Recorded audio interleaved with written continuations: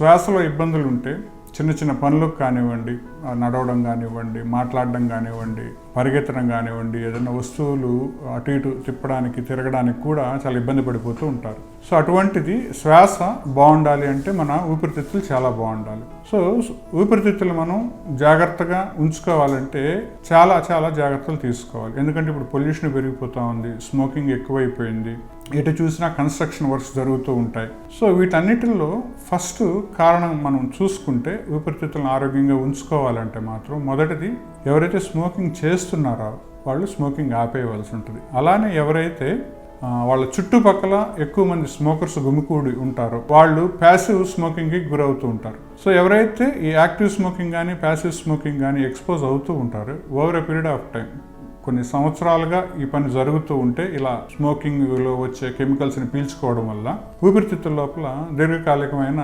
శ్వాసకోశ సంబంధిత వ్యాధులు స్టార్ట్ అవుతాయి, అలానే ఎక్కువ అవుతాయి అన్నమాట.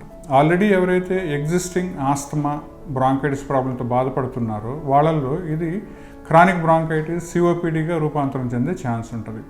ఎవరికైతే అలర్జీకి సంబంధించిన అలర్జీకి సంబంధించిన వాటితో బాధపడుతూ ఉంటుందో వాళ్ళలో ఇది ఏంటంటే రిపీటెడ్గా స్మోకింగ్కి ఆ పొగకి ఎక్స్పోజ్ అయితే ఆస్తమాకి దారితీసే ఛాన్స్ ఉంటుంది. ఈ దీర్ఘకాలికమైన ఊపిరితిత్తుల సంబంధ వ్యాధులతో బాధపడే వాళ్ళలో కానీ ఈ వైరల్ న్యూమోనియాస్ కానీ వస్తే చాలా వరకు ప్రాణాంతకంగా మారే ఛాన్స్ ఉంటుంది అనమాట. సో ఇటువంటి వ్యాధుల నుంచి వీలైనంత వరకు మనల్ని మనం కాపాడుకునే దానికి చేయవలసింది అడల్ట్ వ్యాక్సినేషన్. ఇన్ఫ్లుయెన్జా, స్వైన్ ఫ్లూకి మనం ఫ్లూ షాట్ అంటాం, అది ఎవ్రీ ఇయర్ తీసుకోవాల్సి ఉంటుంది. అలానే న్యూమోకాకల్ న్యూమోనియా నుంచి వీలైనంత వరకు 50-60% వరకు వ్యాక్సిన్ తీసుకుంటే ఆ న్యూమోనియా బారిన పడకుండా మనం ప్రొటెక్షన్ తీసుకున్న వాళ్ళు అవుతాం. సో అడల్ట్ ఇమ్యునైజేషన్ అనేది కూడా చాలా ముఖ్యం.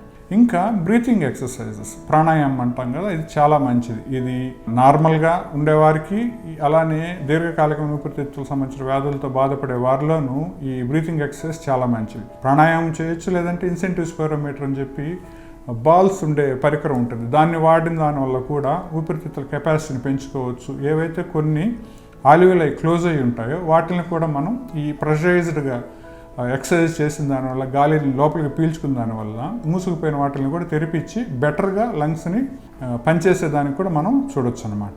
బయటకు వెళ్ళినప్పుడు కంపల్సరీగా ముక్కుకి మాస్క్ పెట్టుకోవడం, 2 వీలర్స్ అయితే మాత్రం కంపల్సరీగా హెల్మెట్ వాడడం, 4 వీలర్స్ వాళ్ళు వీలైనంత వరకు విండోస్ క్లోజ్ చేసుకొని ఉండడం. సో అలానే ఎక్కువగా ఈ కాక్రోచెస్ ఉండే చోట్ల కూడా అలర్జిక్ సిమ్టమ్స్, అలానే బాగా కోల్డ్గా ఉండే వాతావరణంలోను, అలానే ఎక్కడన్నా లీకీ రూఫ్స్ ఉన్న చోట, ఆ రూఫ్స్ లీక్ అవుతున్న చోట ఫంగల్ ఇన్ఫెక్షన్స్ కూడా ఎక్కువ ఉండే ఛాన్స్ ఉంటుంది అనమాట. వీటిని అన్నింటినీ మనం కొద్దిగా జాగ్రత్తగా చూసుకోవడం, వీలైనంత వరకు పెట్స్కి దూరంగా ఉండడం, చక్కని ఈ ఊపిరితిత్తులని మనం మెయింటైన్ చేసుకునే దానికి, ఊపిరితిత్తుల ఆరోగ్యాన్ని కాపాడుకునే దానికి దోహదపడతాయి.